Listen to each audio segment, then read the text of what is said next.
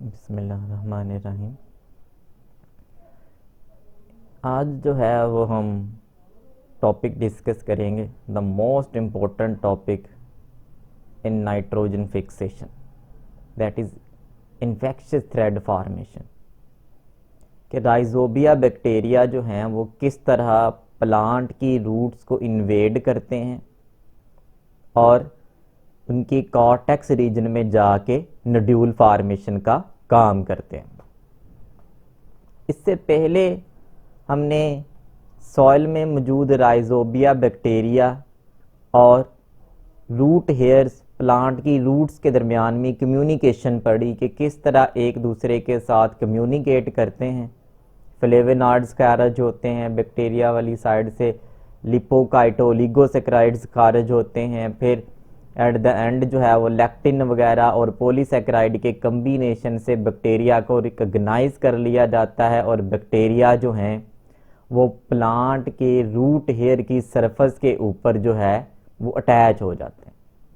आज जो है वो हम उससे नेक्स्ट चलेंगे कि कैसे जो बैक्टीरिया वगैरह हैं वो रूट की सरफेस पे जो अटैच हुए हैं वो कैसे जो है वो इन्फेक्शियस थ्रेड बनाते हैं, कैसे जो है वो रूट की कॉर्टेक्स तक पहुंचते हैं और वहां पे जाके नोड्यूल्स बनाने का काम करते हैं। कि जब कम्युनिकेशन कंप्लीट हो गई है, बैक्टीरिया जो है वो सतह के ऊपर अटैच हैं, तो उस वक्त रूट हेयर जो है वो कर्ल करते हैं। रूट हेयर जो है वो कर्ल कर जाता है और बैक्टीरिया की जो कॉलोनी होती है राइजोबिया बैक्टीरिया की, उसको यहाँ पे इंट्रैप कर लेता है, ट्रैप कर लेता है। जब बैक्टीरिया यहाँ पे ट्रैप हो गए हैं, लेकिन वो तब तक जो है वो इन्फेक्शियस थ्रेड इनसाइड दाखिल नहीं हो सकते जब तक वो रूट हेयर की सेल वाल जो है उसको डिग्रेड ना कर लें, उसको इन्वेड ना कर लें, उसमें से जो है वो आगे ना चले जाएं। मतलब सबसे पहला काम ये होता है राइजोबिया का कि वो प्लाज्मा मेम्ब्रेन रूट हेयर की और जो सेल वाल हैं उनके दरमियान में जो स्पेस है थोड़ी बहुत, वहां पे जो है वो अराइवल लें। तो इसके लिए उनको सेल वाल जो है वो क्रॉस करनी पड़ती है। तो पहले हम देखेंगे कि वो सेल वाल को कैसे क्रॉस करते हैं। देखिए, ये उनका पहला काम है कि वो स्पेस में दाखिल हों जो कहाँ पे है, प्लाज्मा मेम्ब्रेन और सेल वाल के दरमियान में। इसके लिए जो है उसको सेल वाल ब्रेक करनी पड़ती है।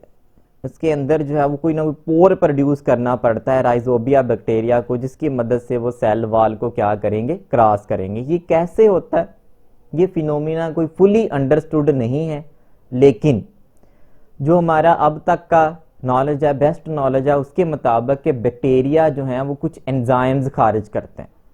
बैक्टीरिया में पैक्टिनेज एंजाइम खारिज होता है, सेलुलेज एंजाइम खारिज होता है, सेलुलेज एंजाइम खारिज होता है। ये सारे एंजाइम जो हैं वो सेल वाल के मटेरियल की ब्रेक डाउन करते हैं। ब्रेक डाउन करने के बाद फिर जो है वो सेल वाल को क्या करते हैं, क्रॉस करते हैं और सतह पे पहुंच जाते हैं किसकी, प्लाज्मा मेम्ब्रेन की। तो सेल वाल को पहले बैक्टीरिया पैक्टिनेज, हेमीसेलुलेज और सेलुलेज की मदद से डिग्रेड करते हैं। उसके बाद जो है वो अराइव कर जाते हैं कहाँ पे, प्लाज्मा मेम्ब्रेन पे।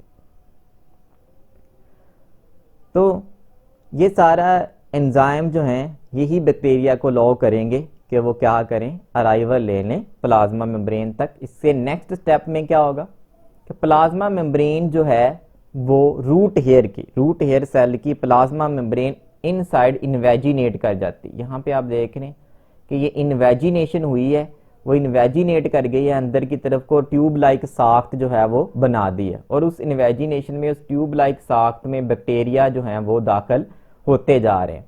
बैक्टीरिया जब यहाँ पे ट्रैवल कर रहे हैं तो साथ साथ डिवाइड भी करते जा रहे हैं और इन्फेक्शियस थ्रेड जो है ये ट्यूब जैसे जैसे आगे की तरफ को मूव करती जा रही है तो वैसे वैसे बैक्टीरिया जो है वो इनसाइड जाते जा रहे हैं। अब ये जो इन्वेजिनेशन हो रही है मेम्ब्रेन अंदर ट्यूब जो है वो इलोंगेट होती जा रही है, तो इसके लिए जो है वो मटेरियल नीडेड होता है। इन्वेजिनेशन जो हो के ये इन्फेक्शियस थ्रेड जो बढ़ता जा रहा है, ये अपनी लेंथ में इंक्रीज करता जा रहा है, तो इसके लिए मटेरियल नीडेड होता है प्लाज्मा मेम्ब्रेन को बनाने वाला। ये मटेरियल जो है वो गोल्जी कम्प्लेक्स जो है वो प्रोड्यूस करते हैं और वेजिकल्स की शक्ल में यहाँ पे आके डिपॉजिट होता रहता है। तो यहाँ पे गोल्जी कम्प्लेक्स से जो वेजिकल्स आते हैं वो क्या कर रहे हैं, वो इस इन्फेक्शियस थ्रेड की फॉर्मेशन का काम करवाते जा रहे हैं। और ये जो इन्फेक्शियस थ्रेड बन रहा है इसकी इनसाइड जो है, इसकी इनसाइड जो है वहां पे सेलुलोज मटेरियल जो है वो भी डिपॉजिट होता रहता है। यहाँ पे ये जो इन्फेक्शियस थ्रेड है इसकी जो इनसाइड है, इन्फेक्शियस थ्रेड की जो मेम्ब्रेन है इसकी जो इनसाइड है वहां पे थोड़ा बहुत सेलुलोजिक मटेरियल जो होता है वो भी साथ साथ डिपॉजिट होता जा रहा है। तो एक्चुअली यहाँ पे बैक्टीरिया जो है वो सेल के अंदर दाखिल नहीं हुए, वो स्टिल अभी एक मेम्ब्रेन के अंदर जो है वो कैद हैं और वो टेक्निकली सेल के इनसाइड नहीं जाते, वो टेक्निकली सेल से आउटसाइड रहते हैं, वो एक मेम्ब्रेन में घिरे रहते हैं। तो यहाँ पे ये आप देख रहे हैं कि ये जो इन्वेजिनेशन हुई है बाहर की तरफ से, यहाँ पे भी बैक्टीरिया सेल के इनसाइड नहीं गए, सेल के साइटोप्लाज्म में दाखिल नहीं हुए, बल्कि मेम्ब्रेन जो थी वो इन्वेजिनेट करती हुई आगे की तरफ को बढ़ती जा रही है। तो बैक्टीरिया उसी जो है वो ट्यूब के अंदर है, वो सेल के अंदर टेक्निकली दाखिल नहीं होते। तो ये जो है वो इन्फेक्शियस थ्रेड बढ़ता रहता है और हत्ता कि यहाँ पे पहुंच जाता है जो कि बेस है किसकी, इस रूट हेयर सेल की। जब यहाँ पे पहुंच जाता है तो फिर ये नेक्स्ट सेल जो है उसके जो है वो सेल वाल जो है उसको डिग्रेड करते हैं बैक्टीरिया, फिर फर्दर जो है वो आगे इन्वेजिनेशन शुरू हो जाती है। इसी तरह ये इन्वेजिनेशन नेक्स्ट आगे से आगे चलती रहती है और अल्टीमेटली बैक्टीरिया जो है वो कहाँ पे अराइव कर जाते हैं, उस रीजन में अराइव कर जाते हैं जहाँ पे कॉर्टेक्स के सेल डिवाइड कर रहे होते हैं। पिछले लेक्चर में हमने डिस्कस किया था कि कॉर्टेक्स के सेल जो होते हैं और इधर से पेरिसाइकिल के सेल वो डिवीजन स्टार्ट कर देते हैं जैसे ही बैक्टीरिया जो है वो प्लांट की सतह के साथ अटैच होते हैं। तो ये डिवीजन जहाँ पे हो रही होती है तो ये इन्वेजिनेशन करती हुई मेम्ब्रेन जो है वो अल्टीमेटली वहाँ पे अराइव कर जाती हैं जहाँ पे नोड्यूल जो है वो एक्चुअली बन रहा होता है, जहाँ पे सेल जो है वो डिवाइड कर रहे होते हैं बैक्टीरिया को एक्सेप्ट करने के लिए। कॉर्टेक्स और पेरिसाइकिल के सेल डिवाइड करते हैं कि यहाँ पे बैक्टीरिया ने आके क्या करना है, रिसाइड करना है। नेक्स्ट यही इन्वेजिनेशन जो है वो कंटिन्यू रहती हैं और अल्टीमेटली वहाँ पे अराइव कर जाएंगी कॉर्टेक्स रीजन में जहाँ पे सेल जो है वो बैक्टीरिया को एक्सेप्ट करने के लिए, नोड्यूल बनाने के लिए जो है वो डिवाइड कर रहे हैं। When the thread reaches developing nodule, it branches so that many individual cell in the young nodule become infected. जैसे सेल जो है वो उस रीजन में पहुंचता है, उन सेल्स तक पहुंचता है, जैसे ही इन्फेक्शियस थ्रेड उन सेल्स तक पहुंचता है जो कि डिवाइड कर रहे थे, जो कि नोड्यूल फॉर्मेशन के लिए डिवाइड कर रहे थे, तो वहां पे जाके इन्फेक्शियस थ्रेड जो होता है वो ब्रांचेस बनाना शुरू कर देता है। से इस डायग्राम में देखें, यहाँ पे जो है देख रहे हैं कि इन्फेक्शियस थ्रेड आया, ये उस रीजन में अब पहुंच चुका है जहां पे सेल डिवाइड कर रहे थे, कॉर्टेक्स के सेल जिन्होंने जो है वो एक्चुअली नोड्यूल जो है वो बनाना था। तो ये यहाँ पे आके जो है वो डिफरेंट ब्रांचेस के अंदर जो है वो डिवाइड कर गया। ये ब्रांचेस जो है वो इन्फेक्शियस थ्रेड की बनती हैं। नेक्स्ट स्टेप में क्या होता है कि यहाँ से membrane of infectious thread buds off to form small vesicle. यहाँ पे मेम्ब्रेन जो है वो बड ऑफ करती है, ये बड्स बन रही हैं, ये मेम्ब्रेन जो है इन्फेक्शियस थ्रेड की उसके ऊपर बड बनी है जिसके अंदर जो है वो बैक्टीरिया मौजूद होते हैं। वो बैक्टीरिया थोड़े बहुत 4-5 हो सकते हैं या एक आध बैक्टीरिया हो सकता है। तो इसी तरह ये जो ब्रांचेस बनी है, हर ब्रांच जो है वो बड ऑफ करती है और जो बड होती है उसके अंदर जो है वो क्या आ जाते हैं, बैक्टीरिया। यहाँ पे भी आप देख रहे हैं कि टेक्निकली बैक्टीरिया जो है वो सेल के इनसाइड तो चले गए हैं लेकिन स्टिल वो भी मेम्ब्रेन के अंदर जो है वो कैद है और इस दौरान वो डिवाइड भी करते जा रहे हैं। इस सारे प्रोसेस के दौरान वो डिवाइड भी करते जा रहे हैं। वो सेल के साइटोप्लाज्म में डायरेक्टली नहीं गए, वो स्टिल अभी मेम्ब्रेन्स के अंदर कैद ही रहते हैं। जब इन्फेक्शियस थ्रेड से निकलते हैं तब भी कैसे निकलते हैं, बड ऑफ करते हैं। इन्फेक्शियस थ्रेड की बड बनती है, उस बड के अंदर जो है वो बैक्टीरिया होते हैं, तो वो मेम्ब्रेन के अंदर जो है वो रैप्ड होके वो सेल के साइटोप्लाज्म में है, डायरेक्टली सेल के साइटोप्लाज्म में मौजूद नहीं है, still they are wrap in membrane. Infectious thread की जो बड ऑफ की है मेम्ब्रेन, उसमें अभी भी वो रैप किए हुए हैं। जब यहाँ पे बैक्टीरिया जो हैं वो रिलीज हो जाते हैं, वो जो है वो मेम्ब्रेन के अंदर कैद होके बड ऑफ कर जाते हैं, इन्फेक्शियस थ्रेड से उतर के वो यहाँ पे पहुंच गए हैं, तो इस कंडीशन में फिर वो अपने अंदर कुछ जो है वो चेंजेस पैदा कर लेते हैं। पहली बात तो वो अपनी सेल डिवीजन को जो है वो स्टॉप कर लेते हैं, और यहाँ पे अब हम उनको नाम देंगे बैक्टीरियाइड्स का। अब यहाँ पे हम उनको नाम बैक्टीरिया नहीं कहते, हम उनको कहते हैं बैक्टीरियाइड्स। जब जो है वो बड के अंदर जो है वो कैद हैं और सेल के अंदर मौजूद हैं, जिस रीजन में उन्होंने पहुंचना था वो वहां पे पहुंच चुके हैं, सेल डिवीजन को स्टॉप कर रहेंगे और जो है वो उनको हम कहना शुरू कर देंगे बैक्टीरियाइड्स। टिल अब ये बैक्टीरियाइड यहाँ पे जो है वो कैद हैं, तो इनके इर्द गिर्द ये जो मेम्ब्रेन है इसकी, ये जो है वो कहलाना शुरू हो जाती है पेरी बैक्टीरियाइड मेम्ब्रेन। तो ये जो बैक्टीरियाइड है जो सेल के अंदर है एक मेम्ब्रेन में कैद है, वो मेम्ब्रेन अब पेरी बैक्टीरियाइड कहलाएगी, और अंदर जो बैक्टीरिया हैं वो अब कहलाएंगे बैक्टीरियाइड्स। तो यहाँ पे ये जो बड ऑफ किए हैं ये अंदर बैक्टीरियाइड्स हैं, और जो इर्द गिर्द मेम्ब्रेन होगी that will be called peribacteroid membrane. अब जब बैक्टीरिया यहाँ पे अराइव कर चुके हैं, रूट नोड्यूल के अंदर जो है वो पहुंच चुके हैं, उन कॉर्टेक्स में आ गए हैं, तो तब जो है वो बैक्टीरिया फिर अपने अंदर चेंजेस पैदा करते हैं।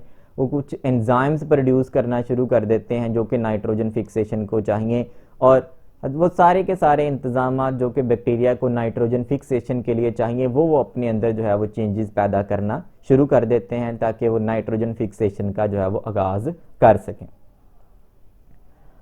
इसके बाद क्या किया जाता है कि ये जो नोड्यूल बना है जब ये मैच्योर हो जाता है, बैक्टीरिया अंदर पहुंच चुके हैं कॉर्टेक्स के रीजन में, यहाँ पे कॉर्टेक्स के रीजन में ये नोड्यूल जो है वो बन चुका है, यहाँ पे बैक्टीरिया अराइव कर चुके हैं, बैक्टीरियाइड में चेंज हो चुके हैं, उन्होंने वो चेंजेस भी पैदा कर ली हैं जो कि नाइट्रोजन को फिक्सेशन के लिए चाहिए।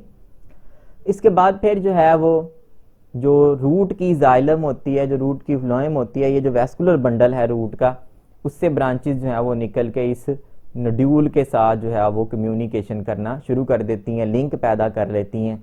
तो ये नोड्यूल की फॉर्मेशन का काम यहाँ पे कंप्लीट हो जाता है जब वैस्कुलर बंडल जो है उसकी सप्लाई भी रूट नोड्यूल के अंदर जो है वो पहुंच जाती है। तो इस सारे प्रोसेस में हमने क्या देखा है कि पहले जो है वो बैक्टीरिया जो है वो क्रॉस करते हैं सेल वाल को, वो एंजाइम्स की मदद से सेल वाल को डिग्रेड करेंगे, पैक्टिनेज, सेलुलेज, हेमीसेलुलेज की मदद से सेल वाल को डिग्रेड किया और अराइव करके सेल मेम्ब्रेन तक, वहां से वो फिर सेल मेम्ब्रेन इन्वेजिनेट करना शुरू की तो ट्यूब लाइक साफ्ट बन गई जिसको कहते हैं इन्फेक्शियस थ्रेड। वो बढ़ती बढ़ती अल्टीमेटली जो है वो कहाँ पे पहुंच जाती है कॉर्टेक्स के उस रीजन में जो जहाँ पे सेल डिवाइड कर रहे हैं फॉर नोड्यूल फॉर्मेशन। और इस सारे इन्फेक्शियस थ्रेड को बनाने के लिए जो है वेसिकल्स वगैरह वो आ रहे होते हैं गोल्जी बॉडी से।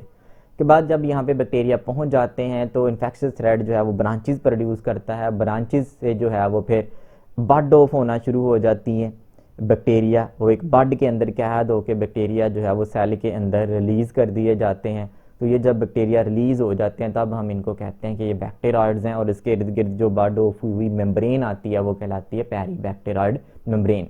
बैक्टीरिया फिर अपने अंदर चेंजेस पैदा करते हैं, वो चेंजेस जो कि क्या करवाएंगी नाइट्रोजन फिक्सेशन का काम फर्दर आगे कैरी ऑन करवाएंगे।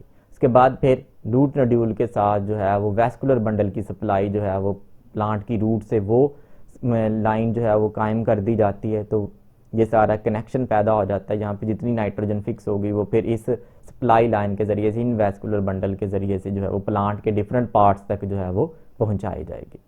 Thank you.